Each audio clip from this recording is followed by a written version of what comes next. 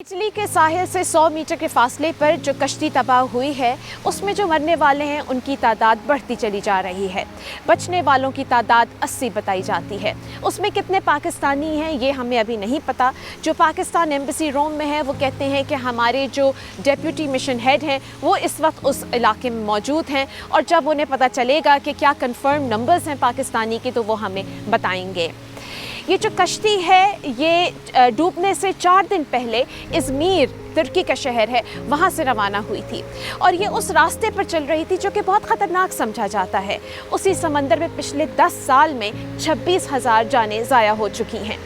यहाँ की जो मौजूदा हुकूमत है वो इमिग्रेशन के बहुत ख़िलाफ़ है, खुलकर ख़िलाफ़ है और वो ज़िम्मेदार ठहराती है सानेहा की उन एजेंट्स और ट्रैफिकर्स को जो कि लोगों से बहुत सारे पैसे लेते हैं और टूटी फूटी कश्तियों में उन्हें रवाना कर देते हैं।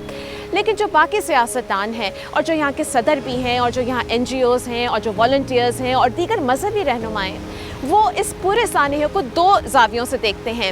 एक तो ये कि यूरोप की जो माइग्रेशन पॉलिसीज़ हैं वो बहुत सख्त हैं इसलिए लोग बहुत सेफ़ रूट से नहीं आ सकते और दूसरी कि दुनिया के हालात इस वक्त इतने बुरे होते चले जा रहे हैं कि बहुत से लोग मजबूर हो गए हैं ऐसे ख़तरनाक सफ़र करने पर। यहाँ के लोकल मीडिया में दुख भरी कहानियाँ सुनाई दी जा रही हैं। रिपोर्टर्स कहते हैं कि जो लोग बच गए हैं वो बिल्कुल खामोशी से सकते में बैठे हुए हैं और उस खामोशी में कहीं कहीं कुछ माँओं की चीख सुनाई देती है जो अपनी औलाद को तलाश कर रहे हैं। हस्पताल में 10 साला बच्चे ने यह भी बताया किस तरह उसकी छोटी बहन डूब गई। एक 8 माह का बच्चा भी डूब गया। एक 7 साल के बच्चे को बचाने की कोशिश की गई लेकिन नाकाम रहे।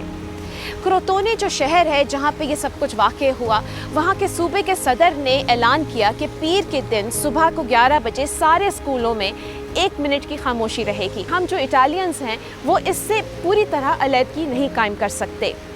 पोप फ्रांसिस ने एक स्पेशल दुआ की उन लोगों के लिए जो मर गए, वो जो लापता हैं और वो जो बच गए और जो मदद करने वाले हैं उनका शुक्रिया अदा किया।